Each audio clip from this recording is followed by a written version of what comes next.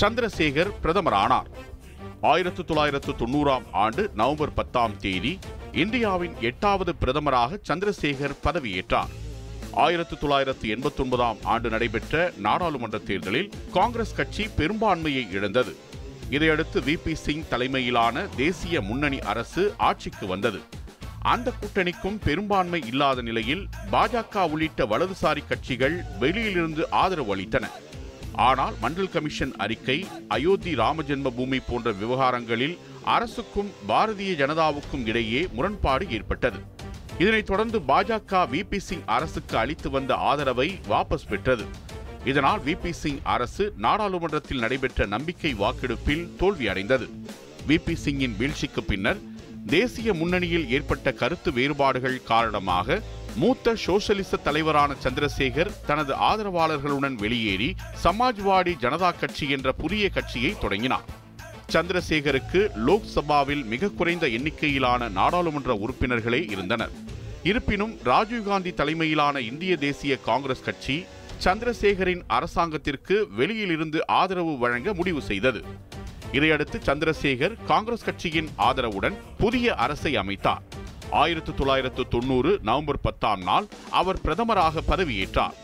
சந்திரசேகர் அரசு பதவியேற்ற போது நாடு பல்வேறு உள்நாட்டு மற்றும் வெளிப்புற நெருக்கடிகளை எதிர்கொண்டது. அவரது அரசாங்கம் மிகவும் பலவீனமான கூட்டணி என்பதால் இந்த சவால்களை சமாளிப்பது மிக கடினமானது. அந்த சமயத்தில் இந்தியா கடுமையான நிதி நெருக்கடியில் சிக்கியிருந்தது. இந்தியாவின் வெளிநாட்டு கடன் உச்சத்தில் இருந்தது. அரசு தனது கடன் தவணைகளை செலுத்த முடியாத நிலைக்கு தள்ளப்பட்டது. நாட்டின் அந்நிய செலாவணி கையிருப்பு வரலாற்றில் இல்லாத அளவுக்கு குறைந்திருந்தது.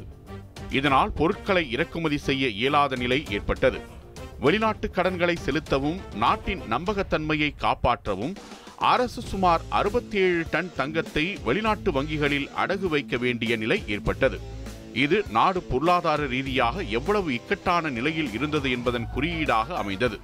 காங்கிரஸ் கட்சி அடிக்கடி அழுத்தம் கொடுத்தும் நிபந்தனைகள் விதித்தும் அரசாங்கத்தின் செயல்பாடுகளை கட்டுப்படுத்தியது. இதனால் நீண்டகால திட்டங்களை சந்திரசேகரால் செயல்படுத்த முடியவில்லை.